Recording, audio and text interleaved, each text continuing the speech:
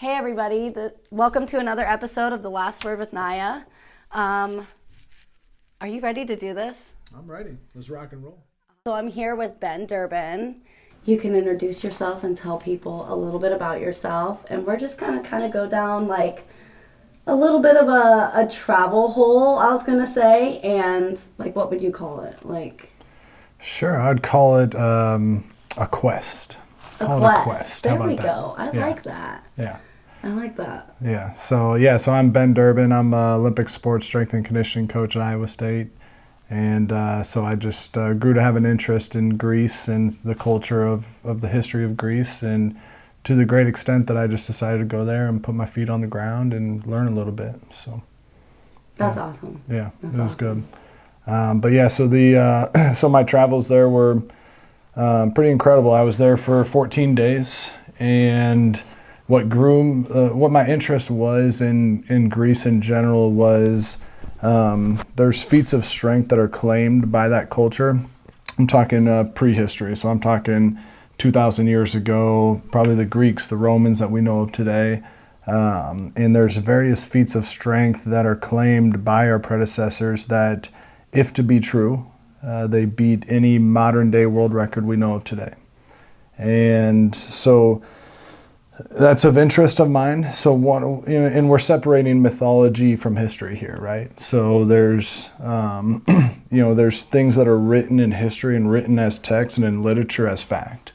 And sometimes I've noticed we seem to, either one or the other, we either see ourselves today superior from our ancestors, or some of us see our ancestors in some cultures maybe a little bit more superior than what we have today.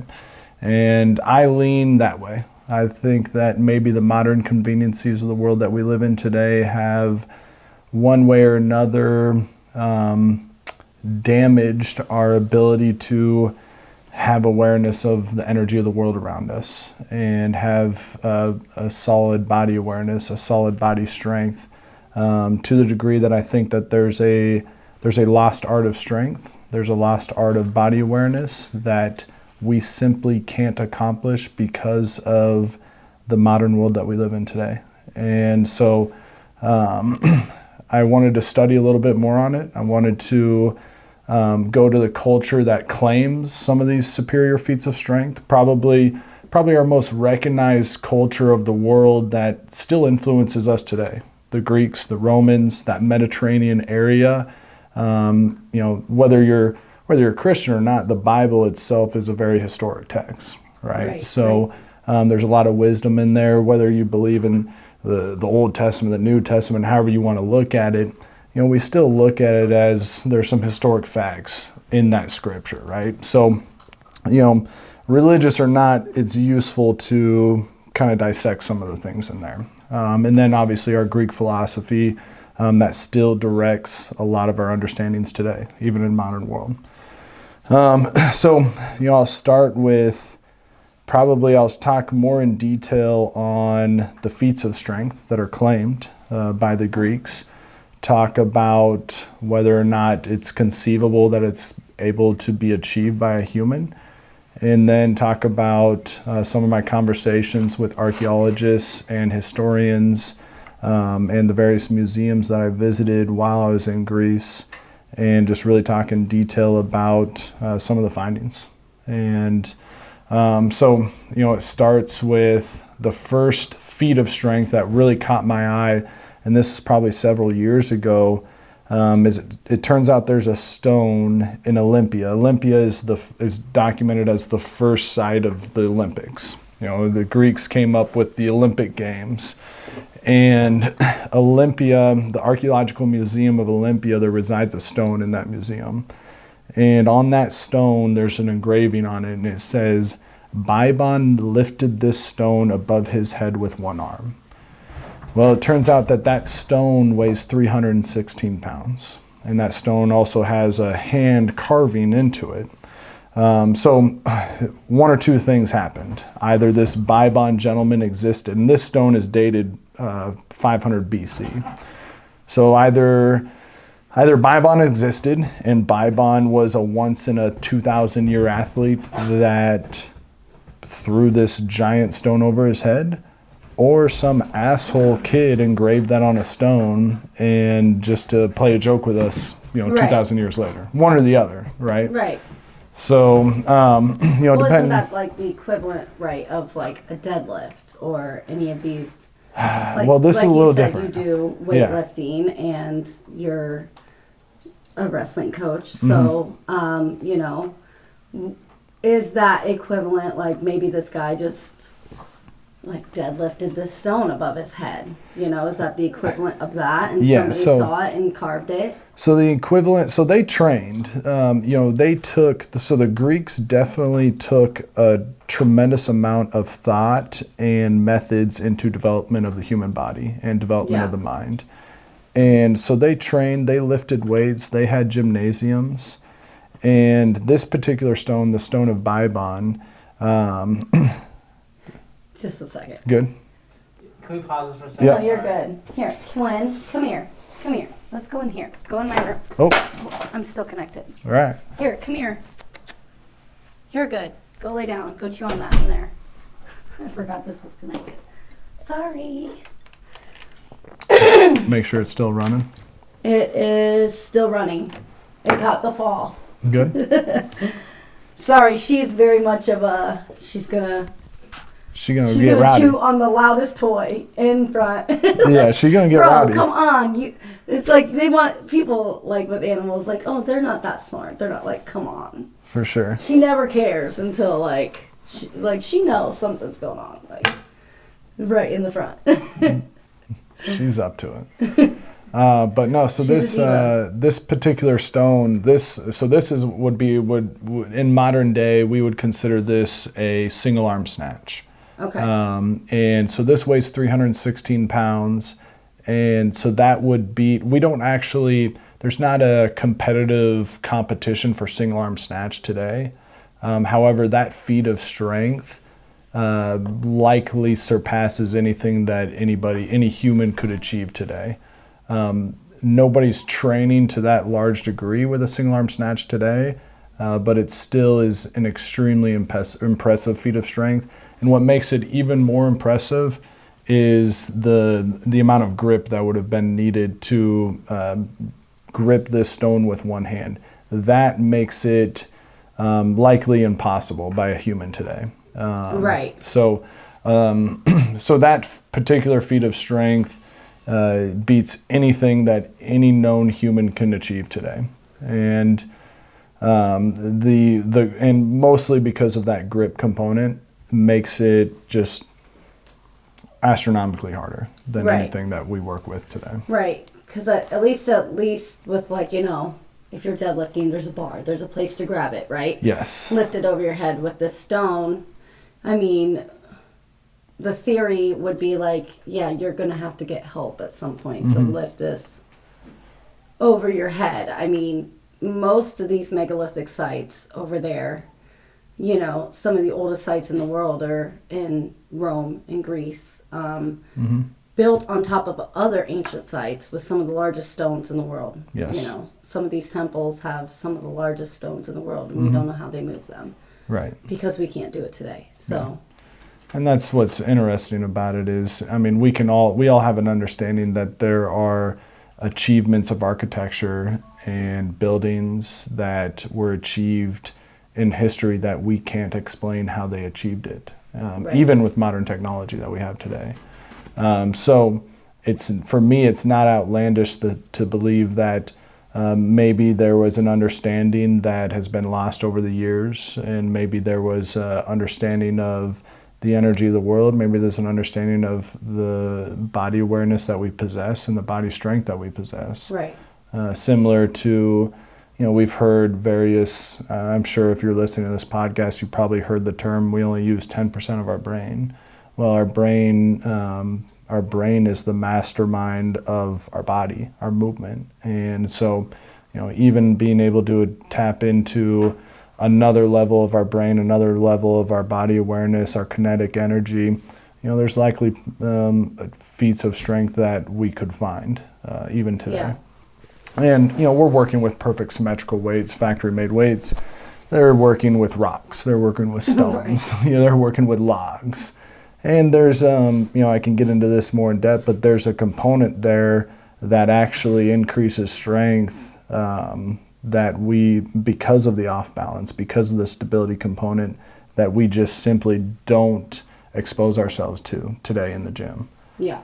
So, so anyway, so you probably heard like the term farmer strength, or you've probably heard the term old man strength. Well, those stereotypes exist for a reason. You know, farm strength is achieved because you are picking up unordinary objects continually day after day after day. You acquire a different kind of strength. You acquire a neuro strength that can only be achieved by consistent routine time and time again. It can't be achieved in the gym. It's a different Right. kind of strength. Right. And even farmer strength that we know of today is still a farm strength that we still have tractors, we still have tools, we still have things that help us farm today that maybe they weren't using our predecessors.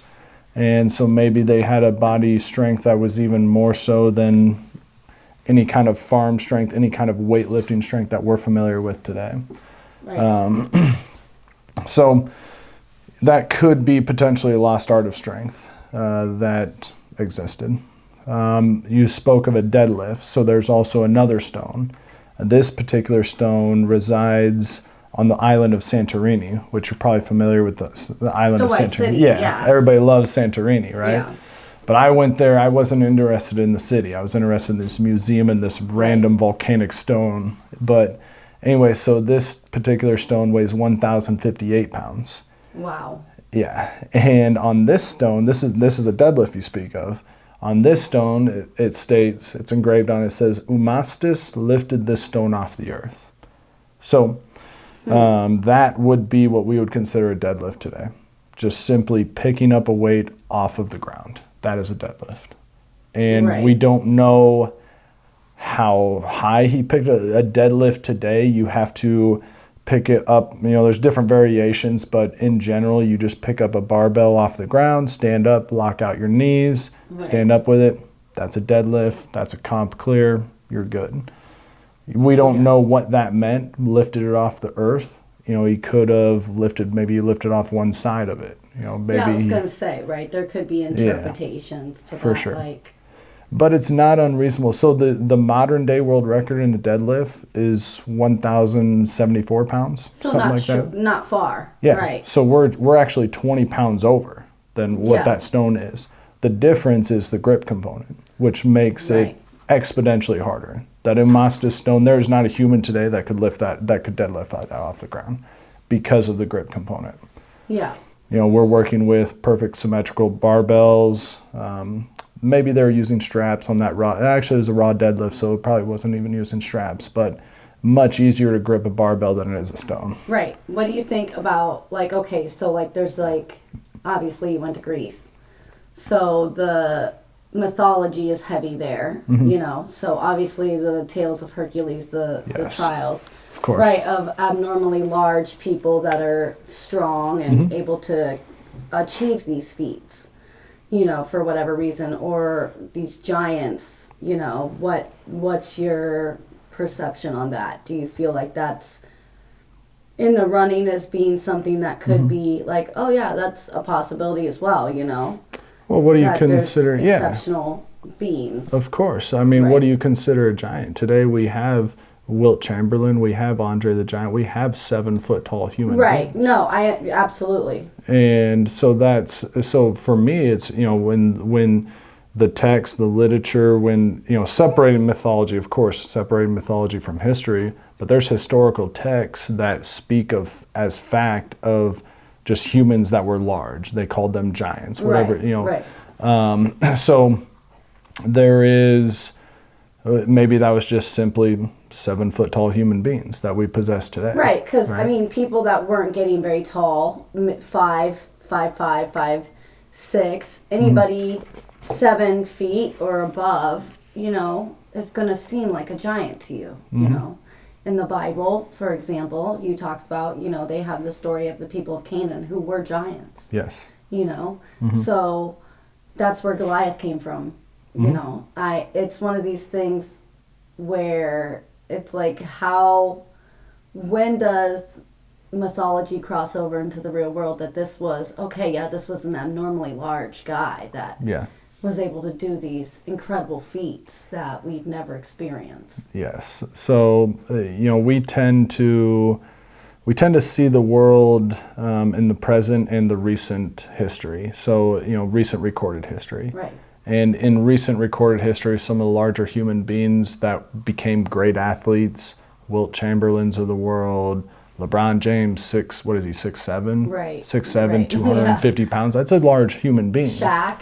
Shaq, Yeah. those All are these those people are here. recent in the last 200, 300 years. Yeah. Okay, is it unreasonable to think in the last 3,000 years that there was other humans of that size that maybe there was someone like Shaq that wasn't lazy? Right. Someone that Shaq that decided that all he cared about was getting ridiculously strong. Right. Well, look instead at the of shooting UFC. a basketball. Look at some of these guys that, Yeah. like Francis Ngannou. He got that big and strong from working in like sand mines Yeah, exactly. in like Nigeria. You know, so it's one of those type of situations where it's like that he's a freak of nature. You know, like where do you find this person? Yeah. That's exactly that. Where this person has repeatedly done this for a living or as their lifestyle, and they just end up being so like abnormally strong that you're writing mythology about them, that they're choking a lion out. Right. You know? And, things get exaggerated over the years. We see Shaq today, 200 years from now, there might be stories that are exaggerated of Shaq. Right, And right. so, Yeah. of course there's, trying to decipher all of that and try to truly know, okay, what was the facts? Right. And so, meeting with archaeologists and historians, there's a variety of different studies that were done that, for one, the average height of a man was in Greece was 5'7". Right. Average height. Yeah, they're not known to be super tall people, right? Well, the average height of man today is 5'6". Yeah. 5'7". Yeah, we haven't So the really- people weren't, people weren't necessarily different. There's big people, there's small people, there's large people, there's small people, there's strong people, there's weak people today. Right. Just as there was 2,000 years ago. Right. Right. So Right, sometimes definitely. we look at, we almost have this blank. It's like, was everybody ridiculously strong back then? No, of course not. But the ones that decided to be strong were maybe stronger than our ones that decided to be strong. Right. Yeah. Well, also you're living in a time where you're fighting for your life, probably. Like Yes. at any point, your village, your little town can be raided by anybody, destroyed, and you have to, or now you're being invaded and you need to go defend. Absolutely. So at any point, and it was a normal thing back then for like, oh, well, your little village is gone. They wiped Yes. it off the map. They just burned it to the ground, and these people just went to other places if anybody even survived. So it's like, well, are you one of these people where it just like becomes mythology and you're just kind of making your way into being Hercules now, Yeah. Well, when physical fitness and physical strength is the difference between protection, is the difference between life and death, it's taken to great lengths. Yeah. Today it's a sport. Right. Back then it was protection. Back then it was life or death. Right. And so is it unreasonable to think that maybe there was more thought, maybe there was more time and energy put towards being physically fit, being physically strong? Today our athletes, we train 1 hour, 2 hours a day. Right. Okay. What if we trained 8 hours a day? What if we trained? I don't think it was even training for them back then. It was just their Yeah. regular life. Well, yeah, Or the way of whatever life. they were going through. If you were a soldier or whatever, you were going through this regiment. I don't think back then they were like we are, to the point where we're like, oh my God, I'm so ripped. Like, look, I'm so ripped. I don't think they were like that. Like, I'm sure if you're in the military and you're a Greek or a Roman soldier, everybody is ripped because Yes. what's the point in having an out of shape soldier? It's no different than today. So no, there were cultures that they devoted a tremendous amount of thought, a tremendous amount of resources, tremendous amount of time and energy to develop the human body for war. Pretty simple. Right. And their wars were more merit was found in victory with strength, fitness, speed, power, all those kind of components, all those characteristics of a human being. Today, war's a little bit different. Are you a sharpshooter? Those kind of things. You don't necessarily have to possess a tremendous amount of strength, a tremendous amount of fitness to be a soldier today. Right. And as long as you can make it through it gets less and less. Training type of thing. You're like, okay, now I can go to war. Yeah. And which so, I mean, I'm sure it was a little bit then too, because you needed people you needed warm bodies. Yeah. Not everybody is going to be like an Achilles. Right. But people like him, you wanted to be known as a great warrior. Mm-hmm. And the kings that would like Achilles that would pay you money to fight in their wars, was worth it. Like, you're a great warrior. You spent your whole life honing this specific skill of being a really great fighter, better than the rest. Like, yeah we all are fit, but I put myself through more to be better, and that's why they pay me more. Yeah. Yeah, no doubt. And so the interesting thing, talking about other feats of strength and fitness that they possess that likely surpasses what we have today. So when I visited Sparta, and the Museum of Sparta, they have plenty of Spartan shields, Spartan armor, their javelins, weapons. Their shields were massive. Now, they had some small shields for smaller people, and they had larger shields for larger people, but the larger ones were ridiculously large. Right. And, the idea for the Spartan is they wanted their shield to cover from, if they're standing up tall, from chin to above the knee. And be able to cover the guy next to you. Yeah. That was it, right? Yeah. And if they crouch, it would cover up the entire body. Right. So complete some coverage. of their, exactly, from, it's everything heavy, coming at strong. them. Right. Well, some of those shields weigh around 30 pounds. Right. Yeah. And they would have to hold it in front of them, an anterior position here, which is very difficult and very challenging to hold that position for hours and hours on end, walking with it for hours, miles, days. Right. It takes a good amount of fitness to be able to do that. And so their javelins actually weigh about 3 to 4 times more than what our javelins weigh today. And there's been studies where they had some of our elite level javelin throwers try to throw prehistoric javelins. Doesn't go so well. Is it because obviously they can make a great weapon. Yeah. Is it because they didn't have the right formula down, and we make them more aerodynamic and more capable of being there's probably a variety of things. So one is just wear and tear on the javelin itself. Right. It's probably not as aerodynamic and as smooth as it was 2,000 years ago. We understand that. But they are without a fact heavier, but they are still, these were used to be deadly weapons. Right. So it's clear, even these heavy javelins, they had to have been thrown at very fast rates to either hunt or kill. So it's, and based on, now this is indirect, the one thing is they didn't have there's no direct recorded measurements of what was possessed or what they achieved as far as the distance that they could throw the javelins. Like, what was the world record 2,000 years ago in a javelin throw? We don't know that.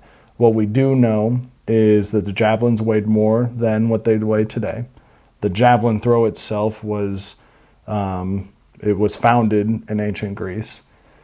And what we indirectly know was that there are some texts that mention that the best javelin throwers could throw the javelin the distance of a chariot race. And we have a general idea of what a chariot race was, and it was anywhere from 90 meters to 130 meters. This is like a drag race with chariots. Kind of. That's hilarious. Can you So, imagine watching that? Like, that's the underground world. Like, you and your buddies get together in ancient Greece, ancient Rome, and you guys just drag race your horse chariots. Like, the chariot race was considered the most... meters, let's do it. Yeah, that was like the most skillful, like that was kind of the grand thing for everybody to see was the chariot race. They had They had Because it was more risky. Yes, people would die in that. Absolutely, Yes, yeah. for sure. So they took a lot of pride in just physical speed and physical strength and physical fitness. So they had wrestling, they had boxing, they had running of long distances, running of short distances, and then they had the javelin throw, the discus throw, and then they had the chariot racing. Those were some of your main events. Some were included at different years, but those were over the for their Olympics that they would do. And their javelin throw, but it turns out, so their javelin throws based indirectly would surpass what our world record is today with even a lighter javelin. And that's not, it's not fact, it's not historic. It's weighted though, right? Yes. It's heavier, so it goes farther maybe, or the person throwing it is just so good. Well, so theoretically, you can't throw it as far because it's heavier. Right. To a degree. I mean, I guess there's a balance there. Mm-hmm. And so, but we know that they're heavier and we know that they threw them further. And same with their discuses. Yeah, well, I mean, like I said, you're fighting we both said this, you're fighting for your life. Mm-hmm. If you throwing this javelin, this spear, whatever, is saving the life of your family and getting your little hut burnt down, you're gonna probably be really good at throwing this spear. Like if you know that your whole village is gonna be destroyed unless you defeat these enemies, type of thing, you have to fight for your life. Every move is for your life. Yeah. And that's your one weapon at that point, right? Absolutely. That's all your focus, and you're vulnerable now. Like, so you've now thrown this, all you have is a defense. Yeah. Right? All your thought, all your livelihood goes around simply being strong enough to throw that as far as you possibly can. Right, it's not to for a killing blow, yeah. Yeah, without a doubt. Right. So it's not outlandish to think that they got ridiculously strong and ridiculously fit. Well, you could kill a horse with that. Yeah. You could kill that's an enemy rider. You can take down a horse with that. You could probably take down a lot of things. Yeah. Throwing that, you can take the rider off the horse, you know? So once humans figured out projectiles, we were like, we were advanced. Oh, shit. We were advanced. Yeah, Well, I could sharpen this rock and whoa. Yeah. Somehow get it attached to this stick. Yeah. Throw it at the animal and it dies. Mm-hmm. We're on another level. And the stronger I get, the harder I can throw it. Yeah, the better I practice, I can throw it better and better. We eat more. Yeah, you're just out in the woods with a little, throwing this little axe or spear, learning to do this. Yeah. Mm-hmm. We don't get it nowadays because our life doesn't require that, No. People literally will use the military just to straighten your personality out, right? They'll be like, "Oh, you should, when you're younger, people will be like, "Oh, we'll put them in the military and that'll straighten you out, break you down to build you up," type of thing. No, you don't like the person they are, and you can't deal with that. Therefore, you want to destroy it and build them into, I think everybody should. Obviously, you need a military. However, at what cost are we? Yeah. What's the deal? Why do we got to make enemies with everybody? Why has it got to be an enemy thing? It's always been that way. There's always got to be somebody on top. Greece is a tiny nation.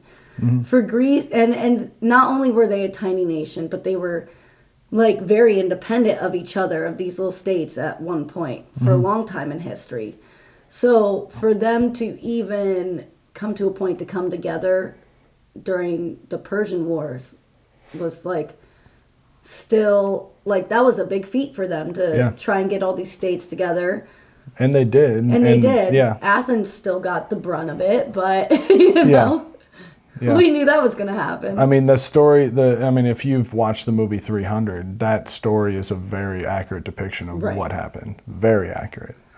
So it's not exaggerated much at all, to be honest. Right. And when they, joined, they would join, when they had the common enemy like the Persians, they would join forces with Athens and Greece, and they would they would handle threatened Persians. them to the point that they couldn't. Yeah.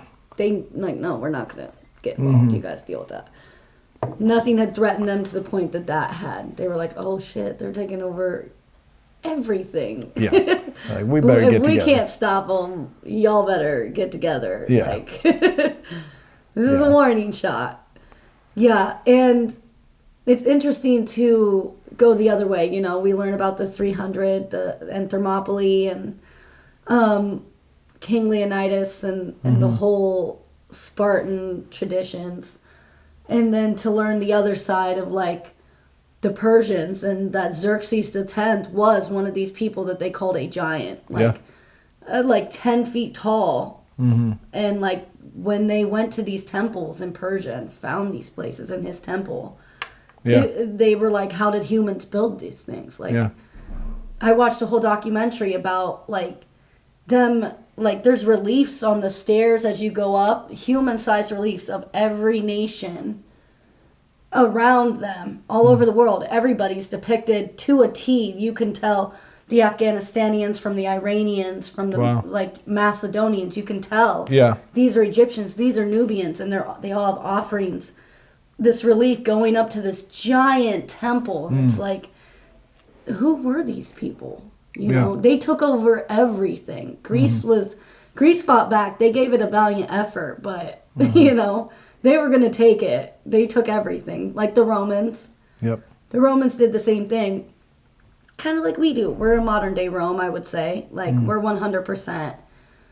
We're a modern day Rome, and we're like living in a, you know, that weird Roman end of the delusion. Right. We were doing weird shit just to do weird shit. Yep. Yep. We're we seem to be at our demise here coming up soon. Yeah, well, they say all these civilizations, like 250 years, right? That's their point of, like, they kind of collapse, you know. And we've passed that. Yeah, we're I think they were just at like 252 or something like that. Yeah. And it didn't get talked about at all in the news about the fact that, like, Russia, China, India, like 5 African countries, Brazil, all voted to drop the dollar last month. Like, drop the US dollar and come up with a currency that they deem better. Like, I'm like, hey, why are we not paying attention to this? Like, what are you guys doing? Like, don't let the people know. You're just like, you're watching Joe Biden run around Ireland.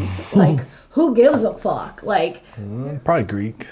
No, we were talking about the end of the world, right? Oh, yeah. Civilization. Oh, right? shit, yeah. How the Greeks and Romans ended, too. No, the same shit they were doing, we're doing now. Yeah. Like, they say when, just like the Romans, like, they got over hypersexualized and were, like, overly focused on their bodies and sex. And we're doing the same shit. Yep. You know, we're like, let's twerk on camera. And they just didn't have cameras, bro. They would have been wilding out, too. Oh, for sure. I mean, they had paintings. They just painted I've seen the paintings. I mean, no, I realized it was like a big thing for them to paint and carve like dicks all over things. Yeah. Oh, yeah. It was like a symbol of protection, though, as well. Like, it was like a symbol of protection and strength. They were wilding out. Yeah, they were. Yeah. They were wilding out. Right, because the police were not a thing. They were acting up back then. I've seen the paintings. There was no police. Who's going to come stop this wild shit in this brothel?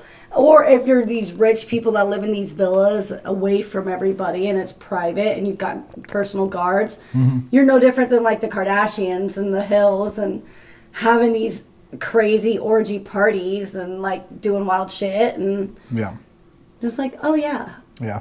History repeats itself. No, it does. We never learned, even though we tell ourselves, hey, well, don't do this. You're going to do it again, and we're trying to tell you not to do it again. Yep. We've seen it happen. Let's do it. Yeah, I think we're probably due for a world... I don't even know if I want to jinx ourselves, like a world war of some sort, but it seems like through the generations, there's always a group of people that want to conquest. They want to expand. Yeah, it's in human nature, I think. Like just in mammal, we haven't evolved, you know. I think there's the species that, you know, that's one of those things, how you know you've, like, reached enlightenment, is when you no longer are, like, fighting amongst yourselves, you're not participating in war, and you're like, everybody is a contributing citizen, and we're efficiently like mining resources and everything like that. Like, we have a planet that was like, that's literally made for that, you know, like it's a utopia.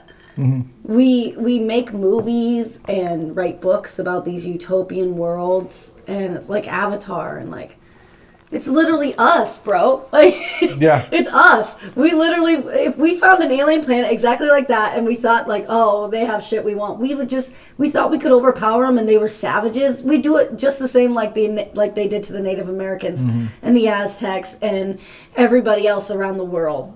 You know, just go around and colonize the world because you think they're weaker than you, and you think that you have dominion, therefore you should. The Romans, you know, Hadrian's Wall runs like all the way, like from Rome all the way up through Scotland, and they maintained that until that was part of their fall.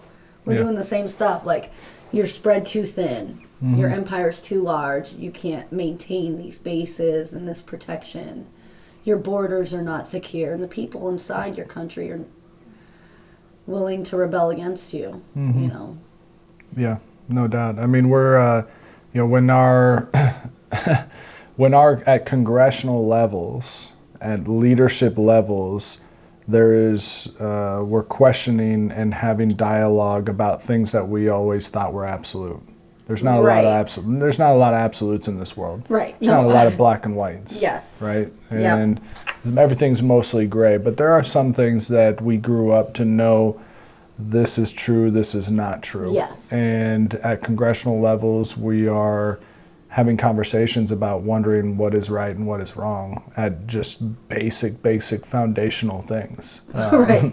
And that we already got past this. We've already done this. Like last time I checked, that makes sense, but I don't know. So, I mean, I don't know if we need to get into that kind of conversation, make this podcast like that, but... Yeah, no. I mean, I've heard some things recently, and just things that, you know, it's wild to hear some of this stuff, because it's like, didn't we fight wars over this stuff? Didn't we literally, like, brother against brother for some of these wars, and, like, rebel against a whole other country for some of these wars? It's like, why are we doing the same thing again? You're going back to a civil war type of mindset where you're trying to pit everybody in the country against each other based on basic things that we know are like, that don't fucking matter. You know, like, oh, well, they come from this type of neighborhood, they're this color, then they need to only have this much like authority over their lives and in their world. Like, people that say things like, oh, well, I don't understand why they just can't, like, go out there and do better. It's like, not everybody has the same opportunities, and that's just that. Like, there's definitely situations that they just don't have the opportunity. Like, no, just pull yourself up by your bootstraps type of mentality. And I'm like, no. Yeah, well, I mean, everybody needs a hand up sometimes. Everybody needs a little bit of help, right? Right. Because otherwise, how are we going to proclaim that we're like a leading nation and we have a huge homeless population and we're still fighting racial wars?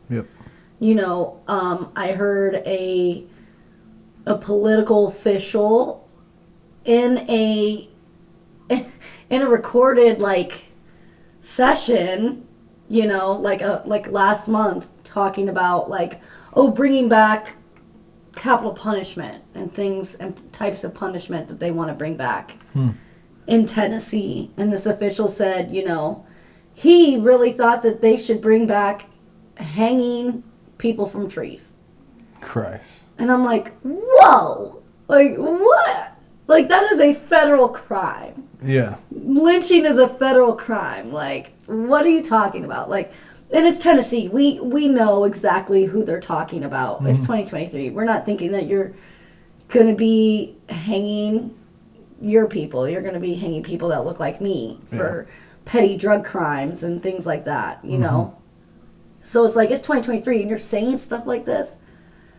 I heard, like, a couple years ago, the police chief in Kenosha, Washington, had a video that came out talking about literally putting, you know, black people in camps. Like, like a Holocaust situation. Because you can't trust them. You shouldn't live alongside of them. They're dangerous.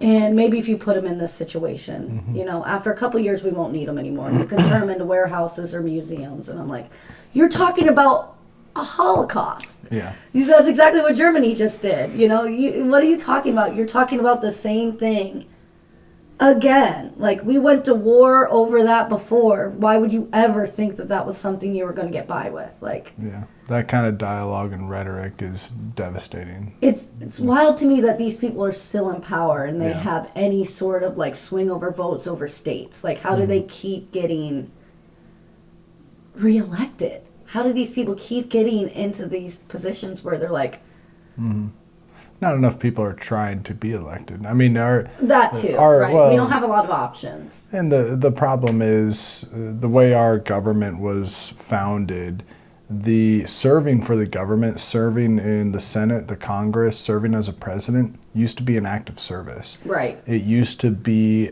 on volunteer basis. It was one of those things where it was like the locals kind of saw a local business owner, someone that has achieved great success. And so everybody was like, you should be our president. You should be our leader. Will you? Are you willing to separate from your business and serve our country for 4 years? We'll pay you. We'll pay you not a lot. Not a lot. And over the years, it's grown, and now it's a money laundering scheme now. Yeah, now it's about publicity. self prophecy. Yeah. It's about self growth. It's not about serving. 100%. Well, it used to be a burden to them. Like I read about this.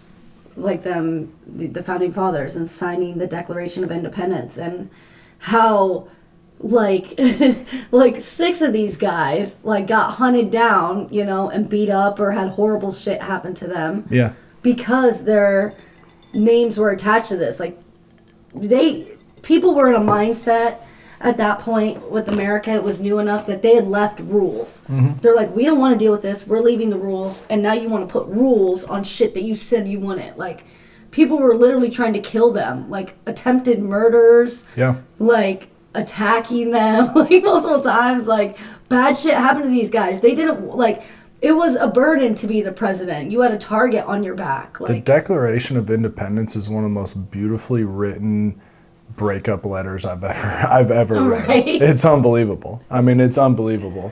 So yeah, that's something I'd encourage anybody to reread, and you'll be like, damn, if I need to break up with a woman, I'm gonna take some clips out of that. Right. Or if I need to break up with a man, I'm gonna take some clips out of that. It's a good breakup letter. That's funny.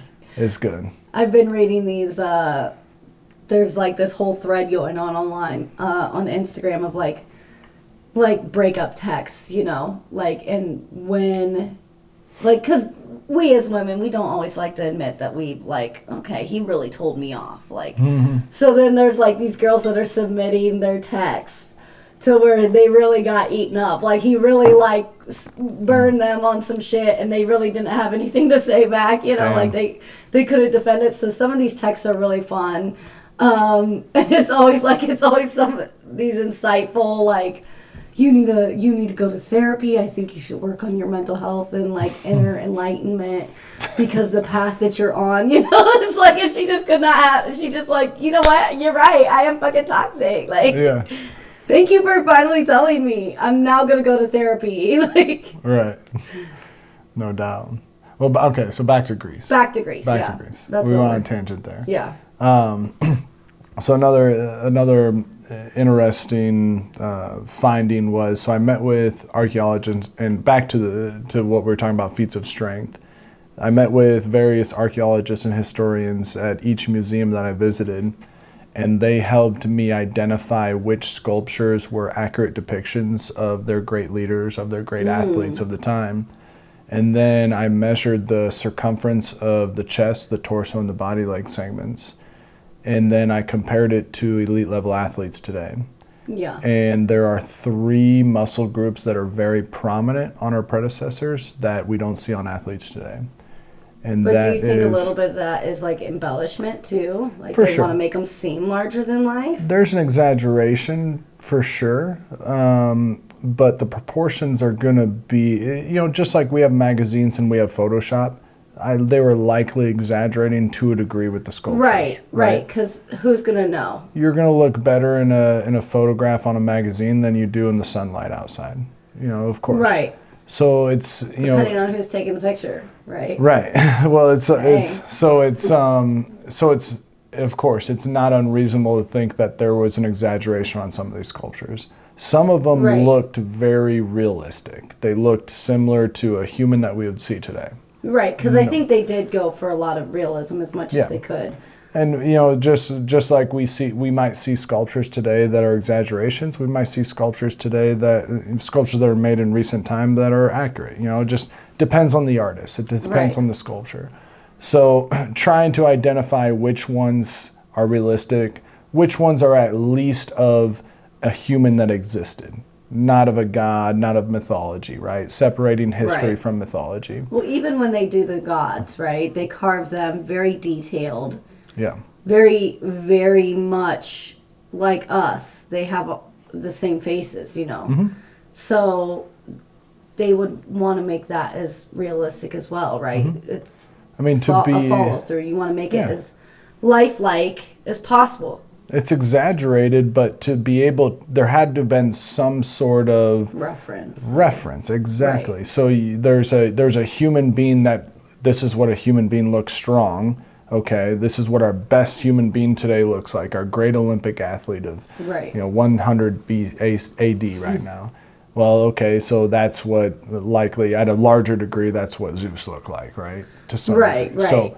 So anyway, so measuring the circumference of those body parts. Guys, right. Yeah. So there was 3 muscle groups that are very prominent on our predecessors that we don't see on athletes today. Those 3 muscle groups are your serratus anterior, that lines the rib cage here, the transverse abdominal, and your oblique. Those particular muscle groups are only activated at a large degree when you have a tremendous amount of load on your body that is unbalanced, where you have to have a tremendous amount of core stability. And, for this podcast, like I could show plenty of pictures, but of the sculptures and really showing in detail what those muscle groups look like. But we don't see obliques like what existed on the Greeks. We don't see obliques like that on today. We see V's. We see very slender bodies. Yeah. And so is that because they were building things and lifting and having uneven exactly right. There is sculptures there's the calf bear, and so there's just simply picking up an animal is unbalanced, putting it on your back, carrying it somewhere, whatever you might have. And then there is a picture of a 12-year-old Spartan boy that appears to be doing a lunge of some sort, and he has a sheath on his back. On one side has a tremendous amount of load. It has all kinds of fruits on one side. On the other side is empty. Okay. And he's carrying it. So it's a tremendous amount of load on one side, none on the other. And to be able to maintain an upright torso takes a good amount of core stability. And when we train today, we work with factory-made weights. We work with symmetrical training. Yeah. Their training, that didn't exist. Everything they were doing was asymmetry, right? Yeah. Everything they were doing was unbalanced. Took a tremendous amount of compensation to maintain an upright torso. So that connection, that component, we don't expose ourselves to very much. Farmers, to a degree, get that, and that's where you get that notion farm strength. They have a different kind of strength that is applicable to athletics, is applicable to daily tasks. But they had it at a much larger degree. And so it's not an exaggeration to think that they possessed a certain amount of body awareness and a certain amount of strength that we just simply don't see on athletes today. Yeah, I think they just, I think that's part of living their lives. We do not have that physical demand in everyday life like they did. Yeah. Every day starts with physical labor. You physical labor all day long, and then And the diets, that's another thing, right? Like Of course. eating Greek food. I love Greek food, so Yeah. I'm sure you had your share of it.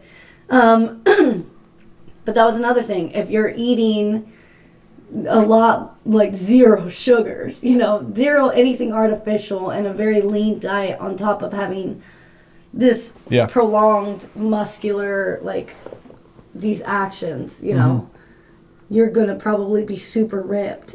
Yeah. Oh, exactly. You're gonna be Spartacus. you Their know? diets were pure, and the general consensus. So I spoke with a lot of Greeks, obviously, when I was there, and I would ask them simple questions of, what do you think the difference is between ancient athletes and athletes today? Just that simple question, and the general consensus was that our ancient predecessors were stronger than our athletes are today. Yeah. And their rationale, majority of their rationales was because of their diet. Their diet was more pure. And so that's one component. And then another component was, just like you mentioned, obviously their daily tasks, their workload was much more than what we experience today. They had Right. adaptations at much more efforts. They had adaptations at much more time than we experience today. Yeah, because if we go to the gym, it's a scheduled thing, and Yeah. we like, you know. We have to expose ourselves to it like synthetically. Yeah, You know, yeah, it's we're just in there running in place like little hamsters, Yeah. you know. to try to at least maintain some sort of quality of Right. life. And I've seen these videos on YouTube of these guys all over the world, like India and everything like that, where they're working out with just regular shit. Like, they're out there with like just like a giant block of stone, you know, like a little block of stone or like a log. And they're just out there like working out with regular stuff every day, doing push-ups, climbing these trees. I'm like, yeah, that's what we're supposed to be doing. Like, we're definitely not supposed to be like, oh, my watch has notified me I need to stand up. Right. Like, what? You Yeah. fat fuck? Like, Right. stand up and take a breath. My Whoop told me to slow down. My heart rate's up. I gotta go take a rest. And you're not even doing anything. Yeah. Yeah. You're just like, you have anxiety just sitting there. Right. It's like your heart rate's elevated, like, okay. Yeah. We're so soft. Like, Yeah. we can't even imagine what ancient people, that's why we can't, like, we're like, oh, aliens must have built the pyramids. Like, no, I think it was people. We just knew some shit that we don't know now, and we were determined. They had an understanding. You know, it's We're determined at, yeah, like, it's a common goal. We're all determined to do this for whatever reason. Maybe some of it is slavery, you know, but at the end of the day, it's like you still have a consensus where we want to be the best. Yeah. Like, this didn't just happen. Like, from the beginning of time, these areas are known for having incredible architecture and buildings and pyramids and yes. stuff we can't replicate. So it's like, yeah, they knew shit we couldn't. And Well- they just worked together better. And an understanding of the world around us. So, you know, it's animals. We understand that animals seem to sense storms, right? That's an energy source that we don't notice. We can't experience. We're indoors. Yeah. So maybe if we were outside our entire lives, we might have a better understanding of the world around us, the nature. Yeah. I mean, I And- can smell it, right? Yeah. There is that smell before it rains where you're Yep. like, it's going to rain. But what about like 3 hours in advance, right? We don't have that. No. Well, Yeah. my mom used to have arthritis, or she had arthritis, and she would talk about, like, oh, my She'd joints feel hurt. it coming. And she would Yeah. always be right. So, Yeah. and I know a few people like that where it's like, maybe that's like something ancient where it's like, yeah, as you get older, you're able to be more in tune with the planet, or you course. manifest these things. Like, obviously, a lot of it is just like a Some- human degradation of the body, and Yeah. it's a disease, but it's also like, oh, well, this disease also warns you about storms coming Yeah. in. Like, you know. Well, the Parthenon, probably the most worldly recognized temple in all of Yeah. Greece. It's in the Acropolis. It's right in the heart of Athens, and it's Yeah. on top of this hill, Yeah, and on you top can of the see it Acropolis, from you see it from everywhere. Birds don't fly over it. Don't fly over it. Known fact. Weird. Birds do not. And fly there's over it. water beneath it. That's why they built it there, is because there was fresh water beneath Yeah. it, and it was the highest point.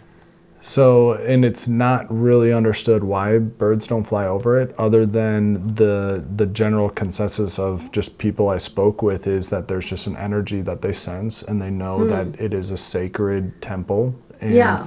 Over the last 2,000 years, it's been destructed, conquested, renovated, Yeah, 100 they have different the times. full You know, size renovation in Nashville. they've seen, do they? That's cool. Yeah, I've I been didn't there know that. twice. Yeah, it's awesome. They have the statue of Athena and Yeah. everything that how it would have looked. Yeah, that's fascinating. So anyway, so the temple itself, maybe, humans saw something about that particular position, that Right. there was something, some sort of energy force, some sort of sacred component of that area, and they knew to build a temple there. And then so many different emperors, so many different cultures Built were on top. drawn to that temple, and wars and fights and conversions of that temple to churches. And over 2,000 years, the animal kingdom watched that temple. People just go nuts over this location, Yeah. right? And so the animal kingdom somehow knows not to fly over it. So it's just The kind of energy fascinating. is a good idea as well Yeah. because all these ancient structures on the planet are built on what they call ley lines, right? The energy lines that run through the earth. That ancient people somehow knew about. All these megalithic structures are built along these ley lines. Okay. Stonehenge, the pyramids. I think the one runs through like probably the Parthenon. Yeah. There's points of the planet that have these energy points that they just like the Aztec temples are built along these lines. We're ancient people. I think a lot of it is like, yeah, we're inside. We that was one thing as humans we did not like. We did not like to be outdoors, and we wanted to get as far away from it as possible. We want it insulated. We want locks on the doors. We want cameras. We want a white noise. We will lay in a curated space, like a vacuum of a room, and then play nature sounds to go to sleep. Right. It's like, what kind of psycho? Like, it's like, you could be doing this. Yeah. You wonder why you can't sleep, We look at these screens all day. We look at, like, these artificial lighting all day long. Yeah. We don't see the sky. We don't see the stars. And we're not barefoot anymore. We're not connected to the planet. So it's, like, very easy for us to be disjointed and be very much... It's part of our human thing anyways, but, like, we've got to evolve at some point where we're not warring with each other. Like, there's got to be better ways than, all right, that's it. Let's just go kill each other. Yeah. Like, really? We're just going to start killing each other? That's the answer? Yeah. There's got to be better ways. Yeah. So, well, speaking of, back to the nutrition, obviously we understand that their nutrition was much more pure. Another finding in Greece was, it turns out that Mediterranean area, our ancient predecessors, they grew corn, they grew wheat, they grew oats. They didn't eat it themselves. They grew it only for their livestock. Their livestock is what ate the corn. They themselves, the bread that they ate was an ancient grain called zer. Still can be found today, very rare, but the reason it's not grown to large extents is the yield isn't good and it can't be mass produced. We've tried time and time again to try to mass produce it. Doesn't work. And so from a component of feeding the masses, feeding the population today, farmers, everybody's encouraged to grow corn, to grow wheat, because Soy, it's a high yield. And with quantity and quality don't go hand in hand. So if we want to feed the masses, which we do today, we have to eat corn. We have to eat these high quantity foods. But zer itself has twice the dietary fiber of wheat. It has a protein complex in it. It is naturally gluten-free. Wow. And so, we see everybody today with gluten allergies, all kinds of stuff. Yeah. Well, that's because of the nutrition. That's because of we're eating food that's meant for livestock. And yeah, literally. so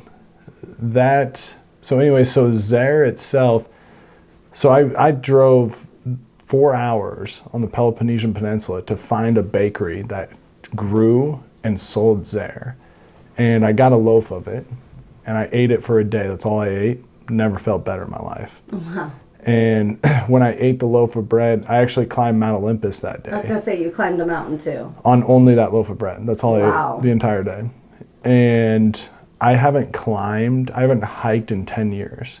I didn't get sore the next day.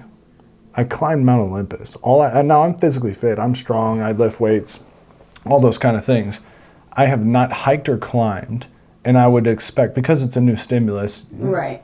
what I know about the body is I would be sore, was not sore. And that's all I ate the entire day. Interesting. And I had a tremendous amount of energy. It was 4-hour climb up. It was 3 hours down. I was on that mountain for 7 hours, 8 hours if you count the time of me just sitting at the top bullshitting. And so it's there. So I went to the extent I brought back flour with me, and I need to they find. let it bring you. I Like, kind some of, stuff. Yeah, okay. I smuggled it. Yeah, okay. The Greeks ain't watching this, are Smuggler. they? Okay. No Greeks. The police ain't on. What it. else did you smuggle from? I'm joking. So I brought some flour back, and I plan to bake it, rise it, all those kind of things. Cool. And then, depending how much I like it and to what extent I want to go, but I've made Look up some recipes. Yeah. Look up some like bread recipes online. There's definitely. I want to try it when you do Yeah, it. for sure. Bake it. No, I got about this much flour. There you go. How'd you hide that? And they didn't. I don't know. Think it was a bomb or anything? No. Wow. Snuck it through. What the fuck? U.S. Customs? Yeah. So it's there, and turns out there's some minerals and vitamins in it that are extremely healthy for the brain. And so to me, it's not a surprise. That Mediterranean area seemed to be far more advanced than any other culture in the world at the time. I mean, you look at what the Greeks were doing, at the same time the Native Americans were very primal, Yeah. right? The Aztecs even were primal compared to what the Greeks were doing, at least based on historic records that are kept that we can read today. Yeah. They took most of their, I know there was a big thing since they were close to Egypt. Mm-hmm. A lot of that was they had people, philosophers and people that were traveling back and forth to Egypt. So they were taking a lot of their ideas, building style, and like culture about, the statues and how they adopted an Egyptian style of like how they would carve people, with like the leg out as being like authority. And that was, a direct like thing that they had gotten from the Egyptians that they had utilized in their own art and culture and world to, rise themselves. Well, you look at how advanced that area was compared to anywhere else. Our Native Americans, they were eating corn. Our Greeks and Egyptians, they were eating zare. Yeah. And to me, it shows from their advancements. They were just far more advanced, and I think a good component of that was their nutrition. And yeah. They also live in like the Fertile Crescent, the part of the world that it's like, it's easy to have a good crop and grow plenty of food and have a good diet when you live in an area where you're able to do that in the Mediterranean climate, and you don't really have much to worry about. Mm-hmm. So it's easy to see how that is an ideal like Goldilocks area. Mm-hmm. I mean, and that whole area grew from being the Fertile Crescent with the Sumerians that started the whole part of Mesopotamia and the culture that spread out, which became, the Macedonians, the Persians, the Afghanistanians, everybody over there rose from that civilization and just adopted different things and went as far as they could. And then, you have the Greeks at the very edge in their little island, and they took a little bit of everything from all of it. And like Alexander the Great, he's Macedonian, and he is the Roman and Greek like champion for them, So, and he controlled more of the world than anybody else at the time, like just on horseback out there killing shit, like just perseverance, like just trying to get through it, like no doubt. Hey, I'm just gonna go take the world. I'm just gonna take the world on horseback. Mm-hmm. Anybody that wants to follow me, let's go. Seriously. Also, I'm going to enslave a bunch of people, and you're also going to help be my army, whether you want to or not. Yep. And build monuments to me. That's how you survive history, right? Mm-hmm. You got to have monuments built to yourself. Yeah, it means you did something. Does it? Or does it mean like you forced some poor fucking people to build you a monument to look like you did something? Well, it's still something. You got to stay hidden, right? Yeah. You want to be that elusive grave, you know, the Nefertiti's, the elusive hidden graves that have never been found. Of like, okay, we've never found it. Yeah. You're just a myth out there. They know you existed. They know you did all this shit, but they just can't find you. That's me. That's what I want to do. Like, they just can't find you. And there's a curse if you do. There's a really bad curse. Yeah. Don't search. Don't even search. Don't even You're do done. it. Just don't. There's traps. Yeah. So many traps. Right. All right. So let's, I want your information. So shout out to everybody, your tags and everything. Sure. It's Turbo Durbo. That's, I acquired that nickname, my strength coach back in college. In the weight room, I just didn't stop.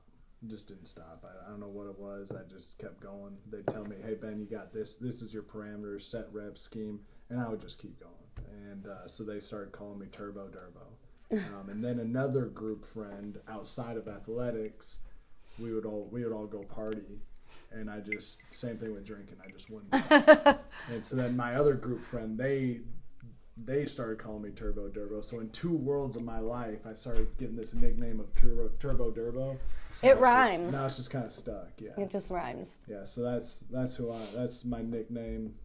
Strength and conditioning coach at Iowa State University. And yeah, I love strength. That's my passion. That's what I do. Every single day I wake up, I think about how I can make humans stronger, fitter, all those kind of things. So, yeah. That's what I love that. Yeah.